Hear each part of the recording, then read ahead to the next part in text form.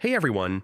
In this video, I'll show you how to use Synthesia like a pro by exploring its best features. Yeah, if you want to create professional videos efficiently without filming yourself, this tutorial breaks down the tools and options that make Synthesia so powerful because, honestly, knowing the features really speeds up your workflow and improves the final quality.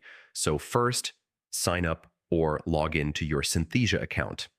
Uh, Click Create Video and choose an AI presenter from the library. You can customize their appearance, voice, and even language to match your brand or style perfectly. Next, explore the script options. Yeah, you can type directly, paste prepared scripts, or even import content from other sources. Synthesia will convert your text into natural sounding speech automatically, saving you tons of time compared to traditional recording. After that, check out templates and backgrounds. You can use pre-made templates or upload custom visuals, slides, and images to make your video visually appealing and professional, no matter the niche. Also, experiment with captions, scene transitions, and animations.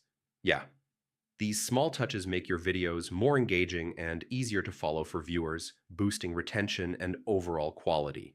And yeah, use advanced features like multiple languages, AI voices, or batch video creation.